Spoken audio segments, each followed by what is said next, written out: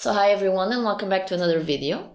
Today I'm going to talk about the material I use to make my art. Usually I do use and I do draw digitally, but also I used to draw more often in the past in a traditional way, so I have a ton of material regarding that. When I feel like it, I still use it, although yes, mainly I use the digital one, so I'm going to show you both of those. This video idea is actually from Meirono, one of you guys. I hope that I said your name correctly. They also have this really great YouTube channel, so feel free to check them out. Yes, they gave me this idea to do this video, talking about these materials, and I do appreciate all of you guys' ideas because, like I said in the past, this was one of the most difficult parts for me, so please continue to give me all the ideas. Please, I do appreciate that. So with that out of the way, I will show you then all of the material that I use for my art. And let's start with the digital part. So this is what I actually use. I use a Wacom Cintiq 13 HD one. And it's a really handy one. Let me show you how this works. The Wacom Cintiq is extremely you can fold it and you can put different levels for it to be bigger or not. This is quite an old one. I've been using it for a long time now, but it's definitely one of my favorites, and it's so handy, so practical. It's sensitive to pressure. It's not touch because it's kind of old. It's not portable also. I do always have to have it connected to my computer, so it's kind of like a second monitor. But definitely it's one of the best things I ever bought for my drawing work, and since I am very interested in really focusing on digital drawing during these last few years, this is something that it's my main tool, and I wouldn't exchange this for anything. And with it, of course, it comes with different supports. Well, this is one of them that I usually do not use. Depends. Sometimes when I'm drawing, you do know, sometimes you're drawing and your pen just suddenly disappears, so I just put it like this, and yeah, it stays. And inside it kind of has these little, well, actually they're not here, but you can put them here. The different, because you can exchange the tip of the pen, so you can put it here standing, and so this is also portable. It's really cool. Besides that, it comes with this little case, which is nice. Has the little, here are the tips that I said, you probably can't see it. Has different rings, so you can put the thing here and kind of fix it in the pen. And it's a very cool slim pen. It's very amazing. I very appreciate it. And usually I do have it here, so it's never lost. And right next to the table where I usually draw. Fun fact, I don't draw on a table like you have already noticed. I draw on this little support that's mainly for meals to have on my couch and also for my computer. But yes, I don't have a table for various reasons that they're not important for this story, I guess. But also because as an artist, you have to have good posture, right? My posture is not the best, especially when I'm on a table sitting. Also, I don't have expensive chairs or anything to have that good support. And so I just draw lying down because that way my back never hurts. And it's the best position ever. I would advise you to try it. Please don't take this out of context. This is what we have, and that's how it is. So just a couch, a support table, a lot of cables, please ignore them, and yeah, everything is wireless, and that's just how we roll. So now friends, join me as this becomes a bit more vloggy, because now I'm going to show you all of the material I usually use for my traditional art.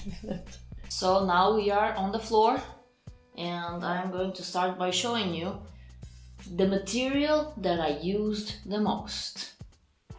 My normal pencils. And this is, I don't know if this brand still exists or not. I actually wasn't the one that chose it. This was actually my father's pencils. He used to love to draw too. And so yeah, I just started with these and I never came back from them. This is actually what remains. This is a pen, even, you see, it's like, most of them aren't really here. We have some still. These are the original ones, but very small. Of course, the ones that I used the most were the 2B, 3B, 4B, but most of them are, yeah, gone. I have some from different brands here, but I'll also show them to you. I'm not very organized with these things, so yeah. This was the first one, but they're really good pencils and they work the purpose, so this is what I used to use to draw. I also have these. They were my second set. I actually very rarely chose brands because many times people would just give me these as like birthday gifts or something, and so I just use them. I never thought a ton about it. Oh, here you see, this is one from the other one. It's like we have a 6B here. But yeah, a lot of different versions of it. You also have these. Yeah, that I used to draw. So there's a ton here, but Gioconda, I guess. Besides that, something that I would do a ton is to use colored pencils for different artwork, for doing portraits, and so especially for portraits I wanted a big variety and I wanted them to be good quality and soft, and so I used one of them that I guess they're very famous. This one I did chose them and it was a bit of an investment, but I really liked them. It's a pity that I don't use them as much, but I really wanted them for a long time, so I just got them. I don't care. These are also a bit old, but they're very good. Prismacolor one? Prismacolor? How do you say this in English? I have no idea. Prismacolor. Prismacolor, yeah. So, you open, and yes, please, my OCD friends, this is very unorganized, because I usually don't have the patience to organize them by color. I know this is kind of a sin. Yes, sorry about that. But they're really good. They're very soft. They are... The color like maintains really well and sticks really well to the paper, and they're just really awesome. And I really like them. You have like the different names for the colors in each of the pencil and their, I don't know, code or whatever, and this is really cool. It's a huge set. There are bigger ones, and this is one that I really appreciate. Also, I don't know if you are an art freak like me, they smell really good. Other than these, I love watercolor crayons because, fun fact, I love watercolor and it's one of the mediums that I always wanted to master, and I never ever had the patience to, because you just have to wait a ton before the water dries, and I can't because I get too excited and I just want to finish the painting or continue, and then I always ruin the painting. But yeah, so I tried for a while to use these pencils, watercolor pencils that, you know, you paint with them and then you put a little water and they have like this watercolor effect.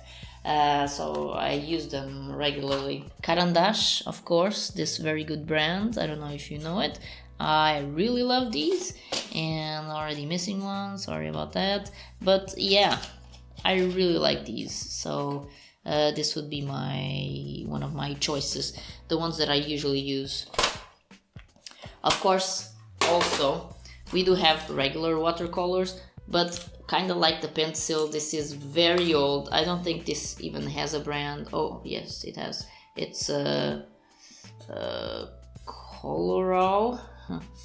But this was also from my dad, so I don't think this even exists anymore. You can see how yellow this is, so this is more than 30 years old. I wouldn't, yeah. So please ignore the brand part, because I don't know if this even exists. But it was just for me to practice and to use it, so the brand doesn't really matter.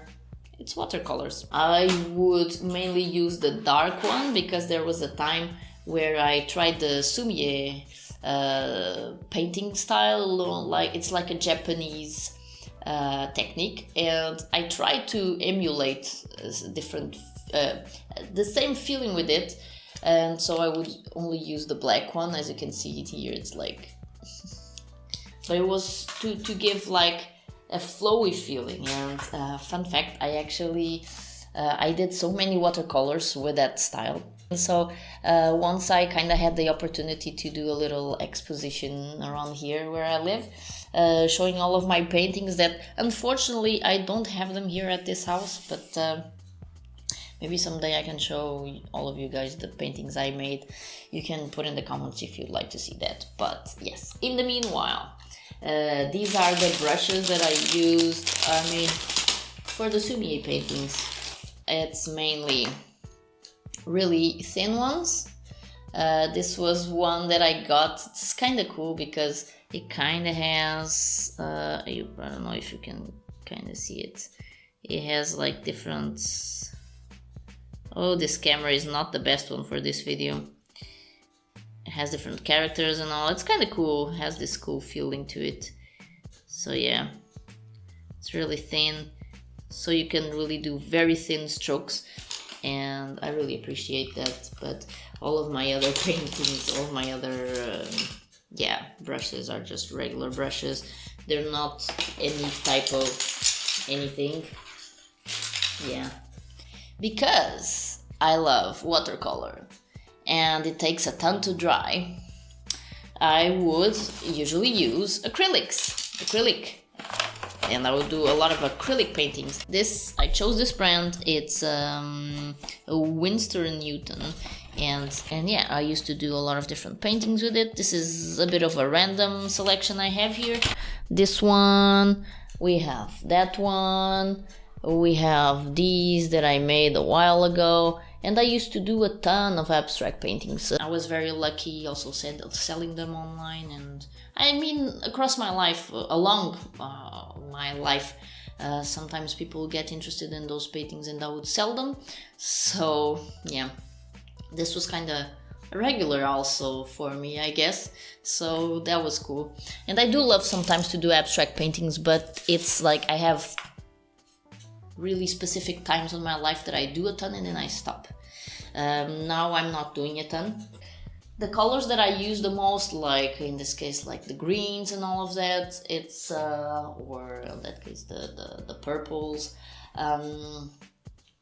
When it's something that I know that I'm going to use a ton and I want to experiment, and it's like I want to use a ton of material to experiment, because you never know, or at least I never know what the idea is before I start putting things on the canvas. I just buy really cheap, sometimes really cheap paint, and I play with it.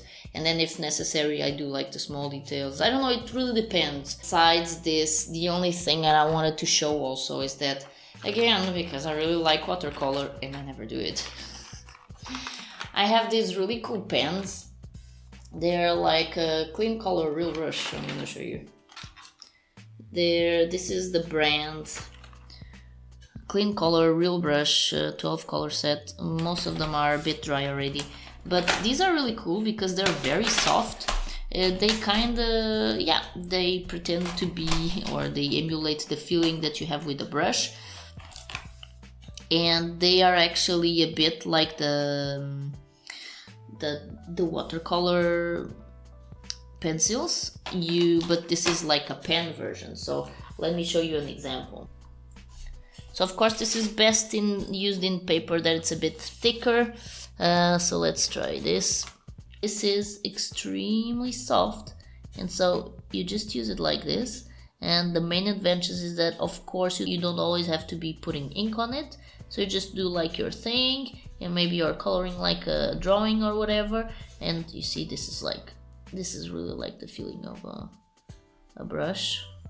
And then at the end, you can just come here and put a bit of water. This is normal water, so, and you just then kind of do this, And you see, kind of has like this watercolor feeling. So, of course, me loving the feeling of watercolor, and since I don't know how to use it, this is the way that sometimes I would use on some of my artwork to do the thing. So this is really like watercolor, and you can use it both ways, so this way or that way. Yeah, I don't know, I guess this is the material I use. I also don't have if you're thinking about my sketchbooks, I am very chaotic with my sketchbooks. I never finished one sketchbook from the beginning to the end, although I find that very glamorous and amazing, because when the urge to draw comes, I just grab the nearest paper and do it. And so I don't have a ton of organized work since I started. It's pieces here and there. Sometimes I get them, sometimes I don't. I'm too chaotic for that organization, that type of organization, but I do appreciate it, and I do enjoy when other people show me their sketchbooks, and they're like neatly from the beginning to end and so perfect and beautiful, and I'm like, mine are very chaotic, mine don't work like this. All of this to say, this is indeed my setting in my very small living room with my small microphone, my small camera, and my non-existing table. So, I don't know, please tell me in the comments what is usually your setting. Do you have a weird setting like I do? Do you have weird material like I do? Do you use the same stuff I do? Do you use different stuff?